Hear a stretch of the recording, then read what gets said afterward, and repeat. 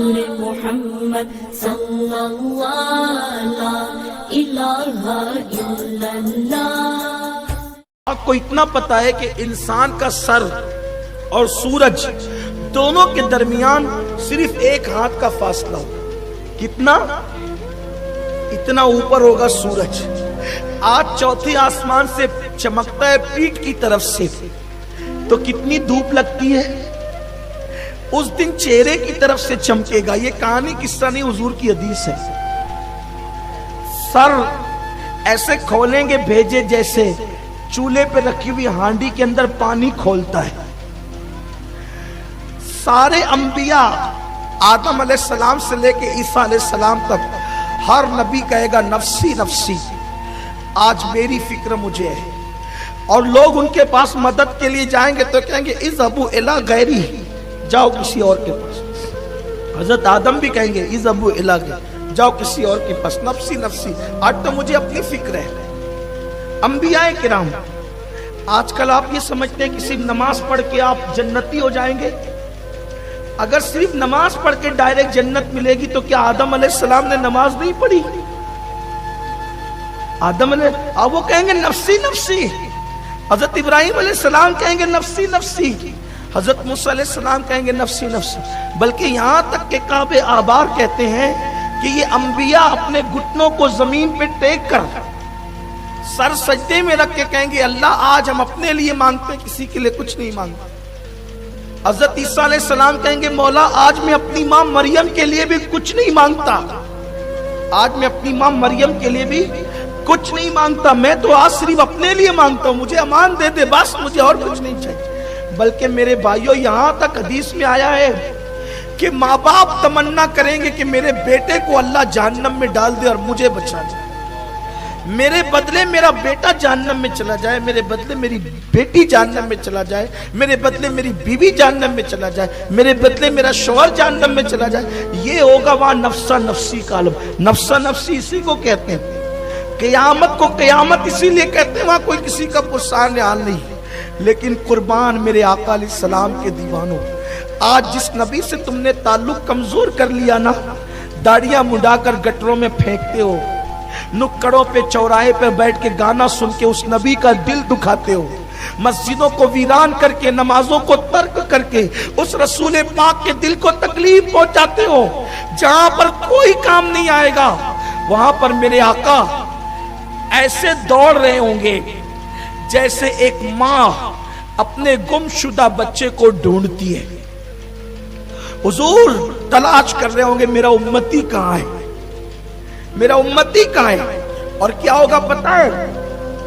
محشر کا حال یہ ہے کہ فرشتے کسی کو جہنم کی ہتکڑی پہنا کر جہنم میں لے جا رہے ہوں گے۔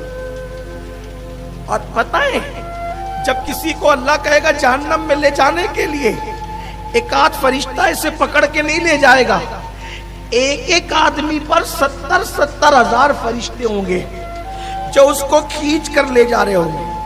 آج بہت آسان سمجھتے ہو زنا کرنا، آج بہت آسان سمجھتے ہو نماز چھوڑنا، شادیوں کے موقع پہ ڈی جے لگا کے ناچنا بہت آسان سمجھتے ہو۔ مسلمان ہو تو اس بات پہ ایمان لاؤ کہ تمہیں تمہارے گناہوں کی سزا ملے گی۔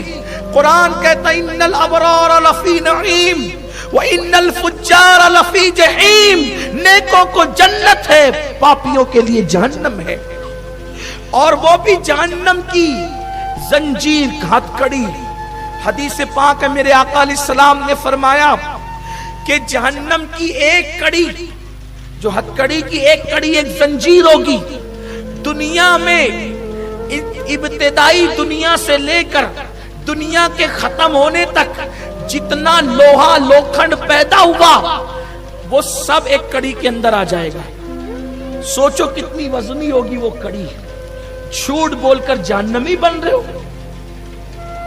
مغربی تہذیب میں ڈوب کے جہنمی بن رہے ہو، وہ کڑی پہنا کر 70 ہزار فرشتے کھینچ کر لے جائیں گے۔ دھیان دینا، توجہ کرنا، ہتھ کڑی ہے، اور وہ بھی کتنی بڑی، پوری دنیا بھر کا لوہا اس ایک ہتکڑی میں آ گیا ہے، اور وہ جہنم کی آگ کی بنی ہوئی ہے، لوہے کی بنی ہوئی ہے، ایسے لے جا رہے ہوں گے۔ اس وقت چونکہ وہ بندہ تھا گنہگار لیکن تھا مسلمان، اس نے شامت اعمال کی بنیاد پر حضور کا دل تو دکھایا تھا، نماز چھوڑ کر دل دکھایا تھا، لیکن تھا مسلمان۔ تو وہ پلٹ پلٹ کر دیکھے، وہ ہاتھ کڑی پہن کر جا رہا ہوگا اور پلٹ پلٹ کر دیکھے، پلٹ پلٹ کر دیکھے گا۔ فرشتے کہیں گے کس کو دیکھتا ہے؟ ماں نے ساتھ چھوڑ دیا، باپ نے ساتھ چھوڑ دیا، بھائیوں نے ساتھ، کس کو دیکھتا ہے؟ وہ پلٹے گا اور کچھ نہیں کہے گا، وہ پلٹے گا۔ فرشتے کہیں گے کس کو دیکھتا ہے؟ اس میں کچھ کہنے کی ہمت نہیں ہوگی، وہ پلٹے گا۔ فرشتے کہیں گے کس کو دیکھتا ہے؟ کھوٹ کے رشتے تو ٹوٹ گئے، دوست تو دشمن بن گئے، کس کو دیکھتا ہے؟ وہ ڈر کی ہمت نہیں کہے گا۔ پیچھے سے آواز آئے گی فرشتوں، جس کو دیکھتا تھا وہ آ گیا،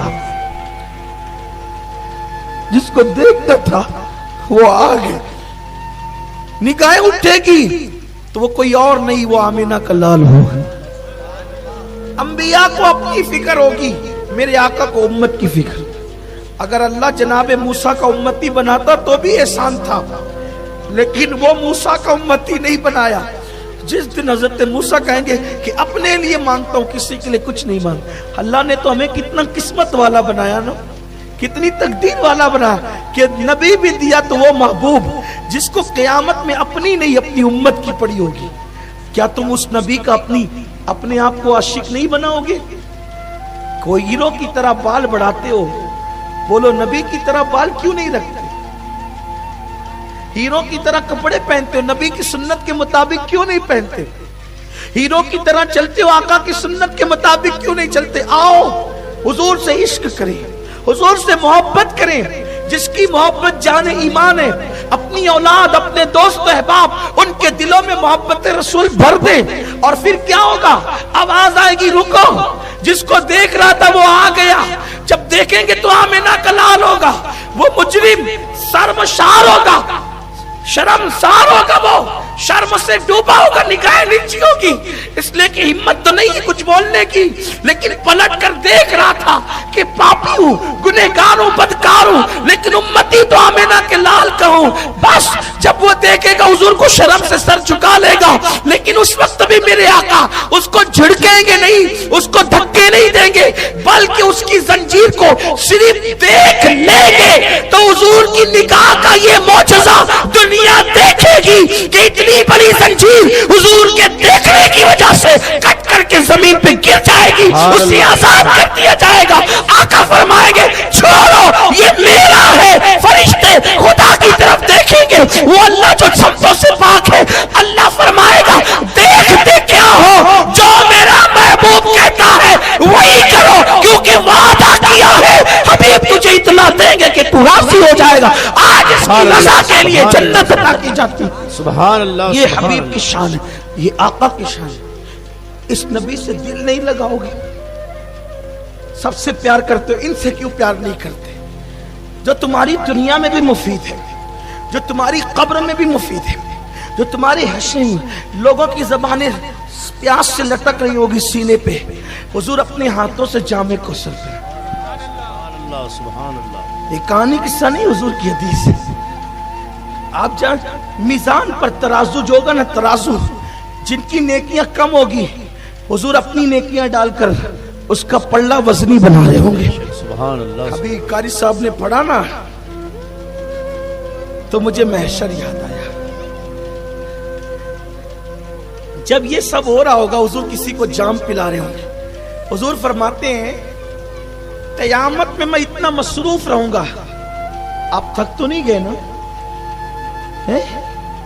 ذرا ہاتھ اٹھا کے بتائیں، تھک تو نہیں گئے؟ میں بولوں کہ نہیں بولوں؟ بولوں؟ ہاں جی جی سنیے، اصل میں جانتا ہوں عشق کی بات ہو رہی ہے، تو آپ حضرات جو ہے وہ سست تو نہیں ہوئے ہیں، آپ حضرات البتہ ڈوب ضرور گئے ہیں، اس لیے آپ کی آواز نہیں نکل رہی ہے، لیکن میں کوئی مطالبہ نہیں کرتا۔ حضور فرماتے ہیں میں اتنا مصروف رہوں گا اس دن، اتنا بیزی رہوں گا اس دن کہ میری چادر بھی گر جائے گی تو مجھے اٹھانے کی فرصت نہیں ہوگی۔ میری چادر بھی اگر گر جائے گی تو مجھے اٹھانے کی فرصت نہیں ہوگی. کیوں حضور کیا مصروفیت ہوگی آپ کو؟ تو پیاسوں کو پانی پلا رہے ہوں گے جام, سبحان اللہ سبحان اللہ.